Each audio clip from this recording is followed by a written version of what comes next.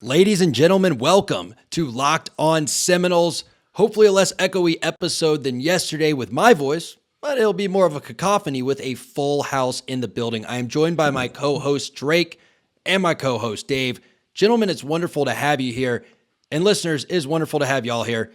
So many of you have joined us recently, and as promised, we are going to keep bringing you great content day after day, Monday through Friday on YouTube. If you're there, thumbs up the video, hit the subscribe button, and turn on notifications so you get notified when we go live. If you're on the podcast, make sure you're following on your platform of choice so you get to hear us every day in the top of your queue, Monday through Friday. And today's topic is all about transfers. We're going to start off by talking about transfer wide receivers. Y'all have heard my opinion on them. I'll throw some cards up here. You can see previous episodes where I break down each one. Now I want to hear from the rest of the group. We're also going to talk about the quarterback position. We've seen comment after comment. Y'all want to hear, are we getting a transfer quarterback? Do we need a transfer quarterback? We're going to break that down. And then finally, we are going to play the field and say, hey, what do each of us want to see Florida State add to this roster before the end of the spring? Drizzy, roll the video. Let's do this for the people.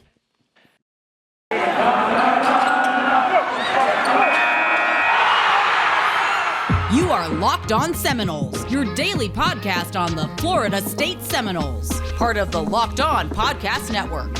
Your team every day.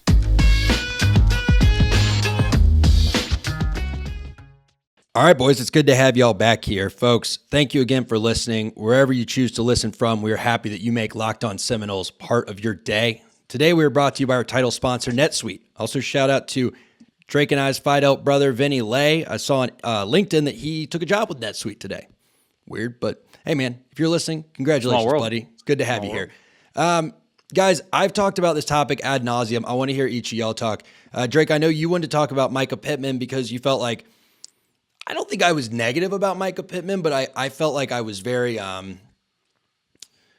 like mid-worst case scenario. Like I was like, hey, here's, I wasn't optimistic whatsoever. So you're a little more optimistic about him. Can you kind of talk about what you've seen from him and why that is and what you expect? Yeah, I think he took a little more of the Debbie Downer approach that me and David had all season about the coaching staff. But I'm glad you acknowledged that. I think it was more like, I sorry to cut you off, but like with wide receivers, I'm more like I'm more negative about the staff's ability to develop them, not these kids. That's fair. That's fair. I mean, my thing with Micah Pittman, like overall, is that he really hasn't had a true QB run the offense, which I think probably could be the one concern you might be having if this was Jordan Travis from a year ago, not the Jordan Travis that we saw this past season.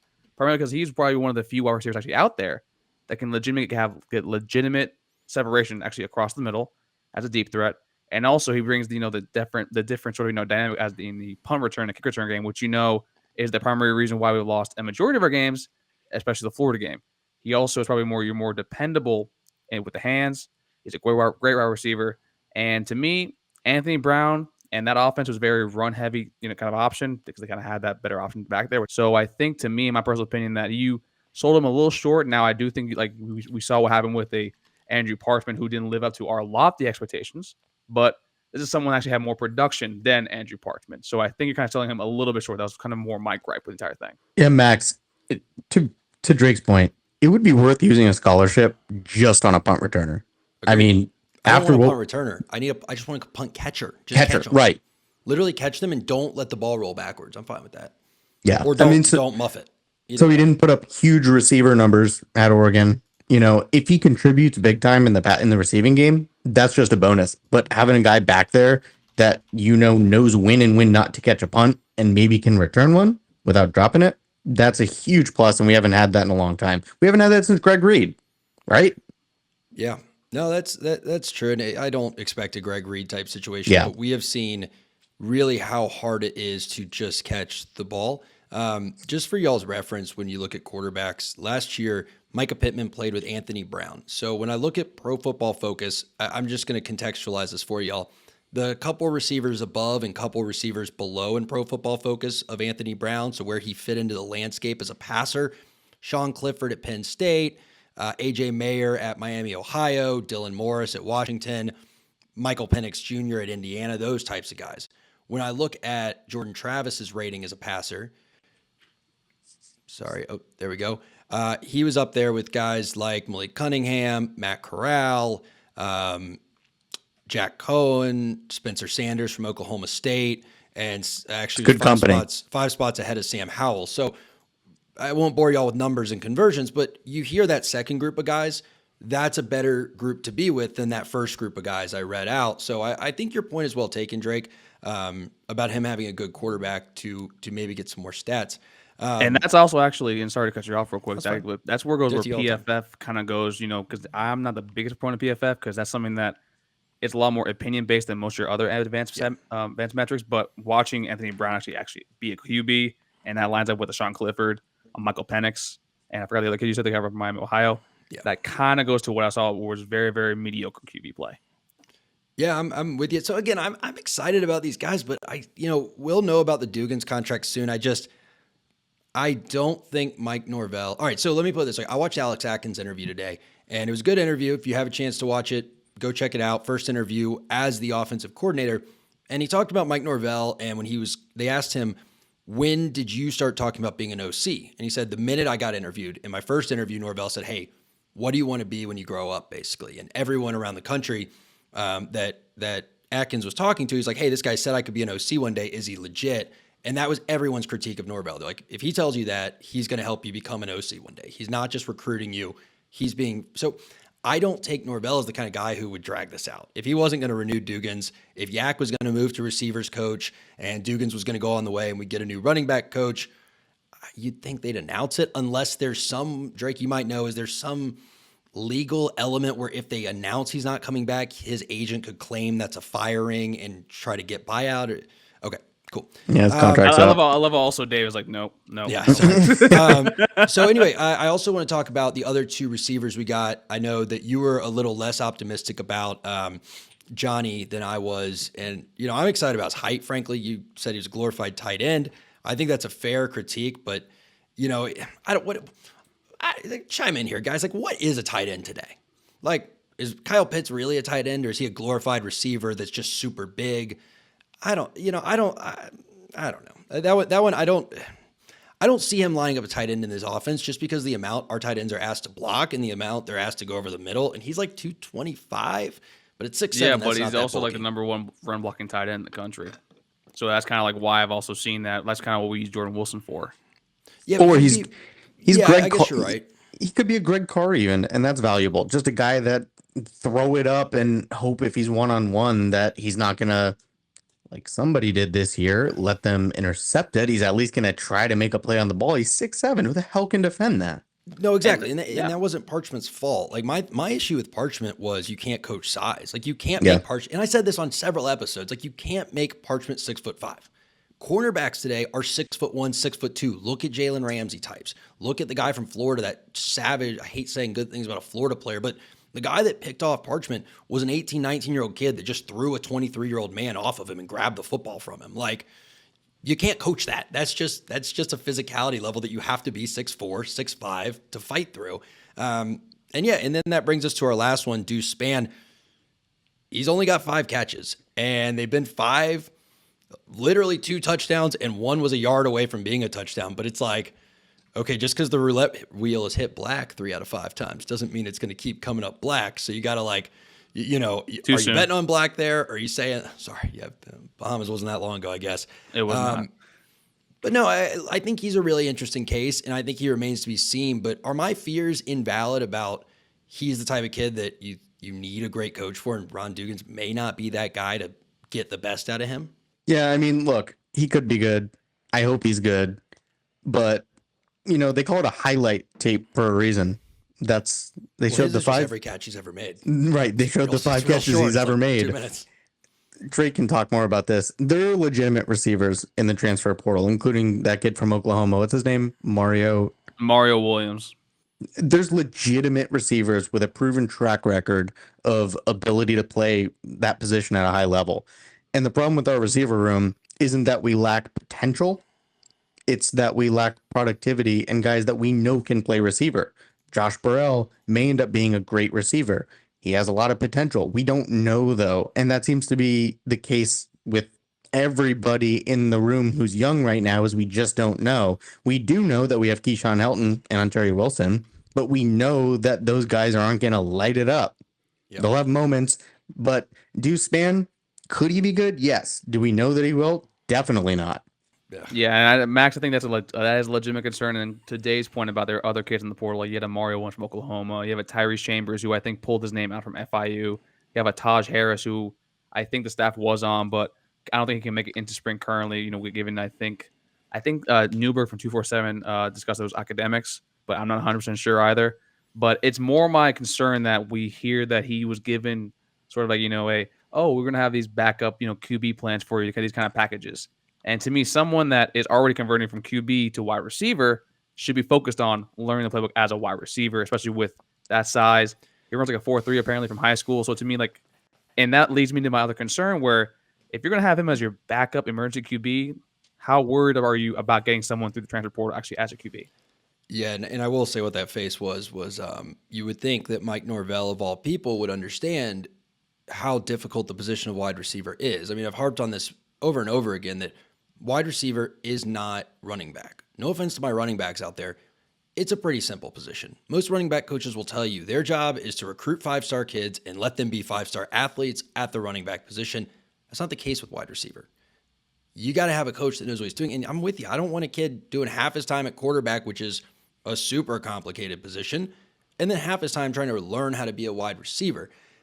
I'm going to say one last thing, and then we can move on. Well, first, Dupree Hundo, thank you for your comment. Dugans is the problem. Warren Thompson, DJ Matthews played better after they transferred, and Tamori and Terry regressed under Dugans. Totally agree. Last point I'll make before we move on. I should tell you something that you two both have a list. Literally, you both rattled off like 3 names of other receivers that are more talented than we've gotten that you would like to see us get. None of them are even thinking about coming to Florida State, and none of the ones that have come here have named Ron Dugans as the reason they've come here. So that should tell you something. The talented ones know who our coach is. The ones that are coming here are like, yeah, it was all the other coaches that made me want to come here or my high school teammate.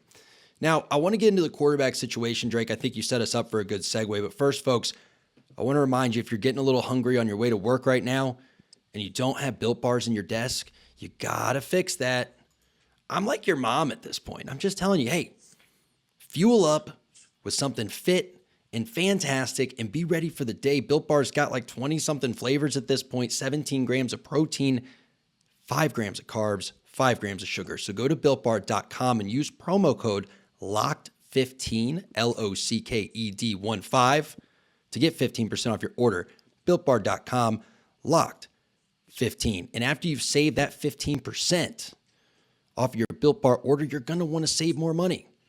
So then you're going to go get the Get Upside app. It's actually, I used the Get Upside app today, and I was a little skeptical because you're like, cash back, what does that mean? Well, it gives you legitimate cash back for going to gas stations you probably go to anyway. So you download the Get Upside app, you use promo code SCORE, and you get a bonus 25 cents per gallon on your first fill up, which is 50 cents cash back per gallon if you use the gas station it tells you to use. And that's all it is. When you're going to get gas, you look, okay, what gas station's in my area? Boom, go to that one, get cash back. That's the Get Upside app, promo code SCORE. All right, I'm going to take the reins here for a second because Max deserves his 15 seconds of fame for his Jordan Travis take. We're going to talk quarterback right now, and if we need to take a transfer and something that I've been talking about, which is what does the world look like without Jordan Travis? That's a scary thought because Max was right. Jordan Travis is clearly QB1 at FSU, and go ahead and brag and revel. It's I don't want to brag because it wasn't a crazy hot take. I think I want to stand up for my boy JT and just say, guys, he's developed a lot as a passer. It is hard to pass behind an offensive line where you get to set your feet once every 5 times. Jordan Travis used to refuse to set his feet 2 or 3 more of those 5 times. Now he's starting to get the happy feet down. We're seeing him develop as a passer. He's not perfect, but he is a good quarterback one. I ask myself this question every year. I have for 7 years now. 2013 was a whole different team. But I always say, if this person was on the 2014 or 15 team, do I think they'd be pushing to start? And do I think if they had to go in as a backup, would they be a detriment to the team? 14, I don't think he's starting. 15, I think at this point where he is, he would have been a few years older. He'd be pushing Frenchie to start on that 15 team. And I think on either of those teams, he wouldn't have made the team regress substantially in the game. He wouldn't have been Jameis, but it wouldn't have the wheels wouldn't have fallen off under him. So that goes to what we were talking about before of we saw it happen with Francois his sophomore year against Alabama.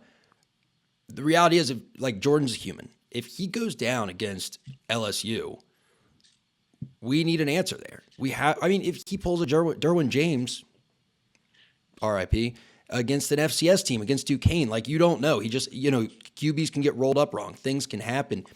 And I feel really, really sick to my stomach thinking about us doing this podcast and this YouTube show and looking ahead to 9 weeks or 10 weeks of Tate Rodemaker as QB1.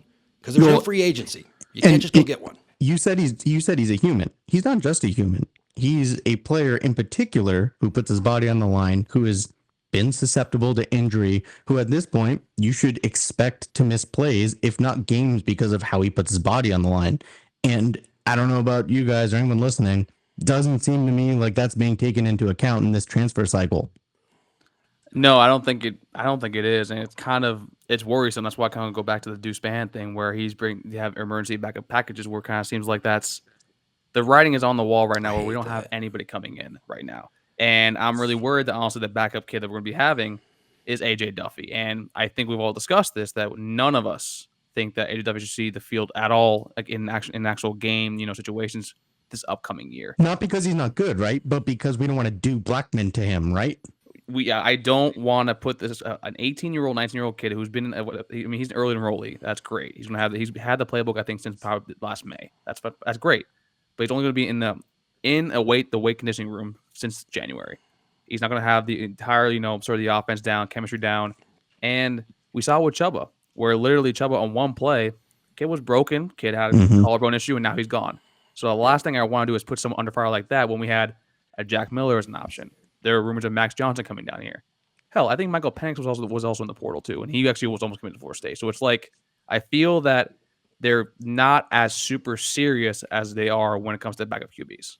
I saw this a lot when I worked in politics right before my new job, and I constantly said we're letting perfect be the enemy of good. And I wonder if this staff hasn't done a little bit of that with the portal. I mean, who really knows who says no to who, right? Everyone after a date, when there isn't a second date, always says they were the one that wasn't really feeling it, right? So we get reports of the staff shrugging off Max Johnson or not wanting Michael Penix Jr. But you wonder if that's legit, are you guys just waiting for something that isn't there? Are you just, you're really hoping the stars align, right? You're hoping that a guy like Jack Cohen goes into spring ball against some true freshman 5-star or some hot shot transfer, loses his job, and then decides to jump ship in April. And then you're hoping he can learn the playbook in the summer, which, guys, how many times have we tried that at Florida State in the past 10 years? 3 times now? We've tried summer transfer. It doesn't work. Summer transfers don't work. It just doesn't. They don't work if they only have 1-year eligibility. And I think that's what happened with Andrew Parchment, especially because it's really hard to learn those concepts. And we saw he actually played better as the year progressed and towards the end of the season, I think from Miami on. But I agree with you. I'm in the camp that if you're going to grab somebody like a quarterback, wide receiver, even a linebacker, by the way, shout out, we actually just got Tatum Bethune, the UCF kid. Yeah. They need to come in early enrolled to learn the playbook a lot better and kind of have an instant impact a lot easier, a lot quicker. Well, and Max, adding on to what you said, the bigger concern to me isn't that we're trying to be perfect in the transfer portal. It's that the staff might be thinking, nah, we're good, which is a crazy lack of situational awareness to me if they do think that. That's more what I think they are like. I don't know, man. I think that's easy to say from the outside. Yeah, it is. I'm not ready to sell because that would be. We're not just talking about Mike Norvell here, boys. We're talking about college football coaches who've been, collectively the 10 of them on staff have 180, 200 years of experience. That would be a ton of collective experience to have this utter lack of situational awareness of everyone knows you need a backup quarterback on this roster and you don't have one. I think that more because if Justin Fields can somehow leave Georgia and no one says no to him to keep him there, then anybody like below that kind of level, that can happen too. So that's kind of like more my thing with that because the college coaches make those mistakes all the damn time. Well, I mean, Kirby Smart is also notoriously awful. I mean, whatever. That's all. We're not Locked On Bulldogs. You guys can go listen to that if you want. I want to talk about this commit that we just got though. Linebacker Tatum Bethune, commit from UCF, 6'1", 225 pounds. Was he 281 snaps last year, 308 snaps last year in coverage, 77 as a pass rusher, 256 as a run defender. So guys, this is a kid that's played 641 snaps at the Power 5 level, which, speaking of collective experience, that's huge for the floor of that room. So Drake, I want to let you kind of dive into it. I want to look at where he's going to fit in on this roster. But first, I want y'all to picture something with me. Club championship, your father-in-law and your father are both members, right? The guy who taught you how to golf and the guy who you have to impress. You're about to win your match. You're about to sink a 6-footer. You've knocked these down on the practice green all season, and this is money. And then bloop, hat falls over your eyes. Right as you're in your backswing. You know you're going to tap the ball. You have to try to, swing through it. You do. You overcommit. You pull the putt. You miss it, and you are still the third level. Was at the alpha, beta. You're like the gamma in the men around the Thanksgiving table. Guys, if you have lack of visibility like that in your business, you're going to have a similar result. So you need NetSuite, the official partner of Locked On Network for all of your financial visibility needs. They can do inventory, HR, planning, budgeting, and more. They'll give you everything you need to grow. And right now, NetSuite has special end of the year financing if you go to netsuite.com/locked. All right, man. So let's do it. Let's talk about Tatum Bethune.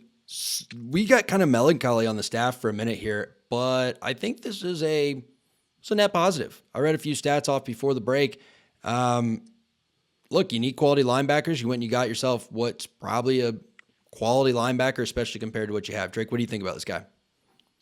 I think he's pretty good. I actually like him a lot. I actually asked my little brother about it. My brother, he, as you know, went to UCF. He is good in coverage. He's one of the few kids like my brother actually was very happy about with Randy Shannon bringing in for recruiting purposes, and that's kind of also we see where the connection comes, why he wants to come back here. Also, Sabbath Joseph, a defensive analyst on staff right now, was his coach at Miami Central.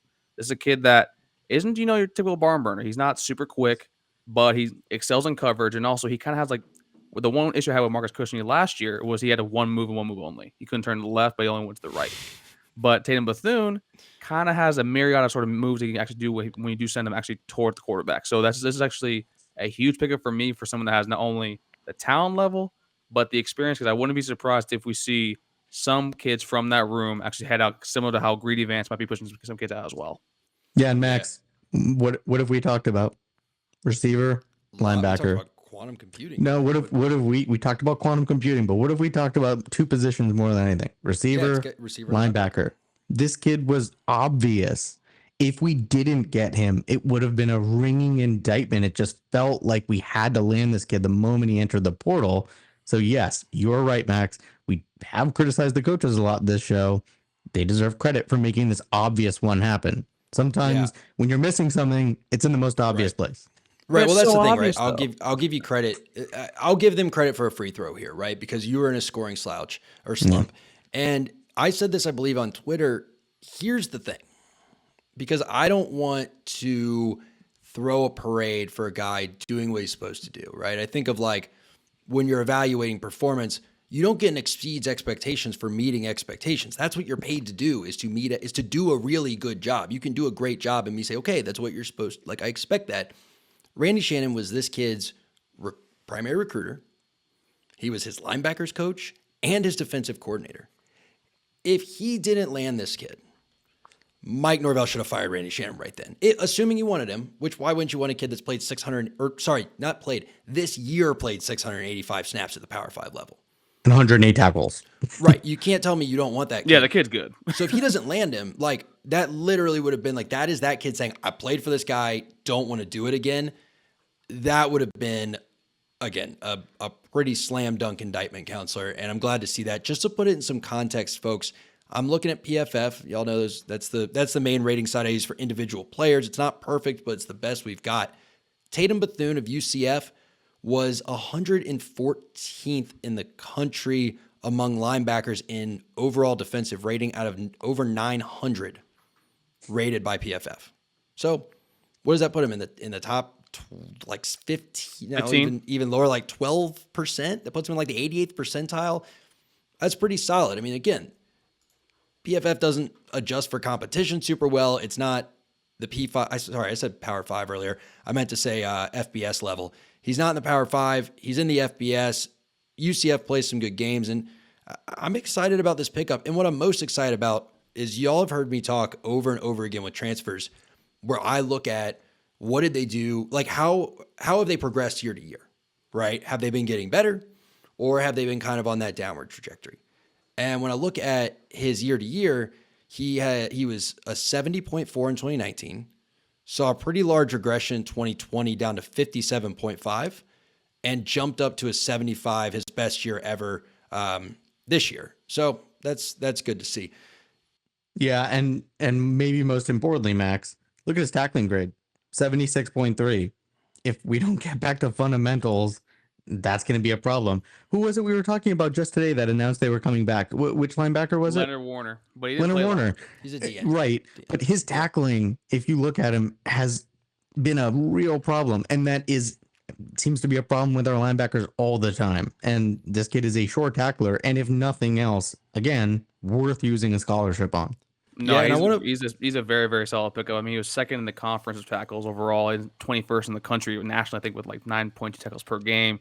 He's someone that's consistently around the ball, and quite honestly, we would always be worried about like a Steven Dix Jr., a DJ Lundy, and a Amari Gaynor at times where they were nowhere near the ball because they weren't athletic enough to kind of be towards the ball. So This would be someone I'm really excited to see paired up with a Caden Deloach. Maybe Lundy takes a further step. Maybe we see JGM, further up. And I wouldn't be surprised if we're not done yet with linebackers because we definitely need them. Them and wide receivers are probably our most pressing needs right now through the portal. And a quarterback. We got to get a quarterback. Yeah. Yeah, we do. And last thing I'll say about this kid, because I found this, lined up at 99 snaps on the D-line last year and had a pass rush grade of 77.3, which would have put him as a pass rusher at like 8th on our team, right in front of Robert Cooper. Or no, what did I say? 77.3. Sorry, that would have put him at 6th on our team, 7th on our team, right behind Jermaine Johnson, right in front of True Thompson. So, that's a heck of a. I don't know if he's an amazing player, but it's a heck of a piece given our needs. I think, is that a fair way to summarize it? Yeah, pretty much. Yeah. Cool. All right, folks. Well, we had some decent news at the beginning. We got a little critical in the middle, and then thank goodness 8 p.m. rolled around and we landed a huge linebacker recruit. So we get to send y'all off with some good news. Folks, thank you for watching. Make sure you're following us on the podcast app. Make sure you're subscribed on the YouTube app. Make sure that you like the individual video. Follow our Twitters. I got to bring my chin up because I sit too low in my chair. And make sure that you come back to Locked On Seminoles 5 days a week, Monday through Friday. We love having you here. We love being here. That was Drake. That was Dave. I'm Max. And this was Locked On Seminoles. Take care, everybody. And Dylan Gibbons, thanks for the follow. Oh, no, we suck again at basketball. We always did.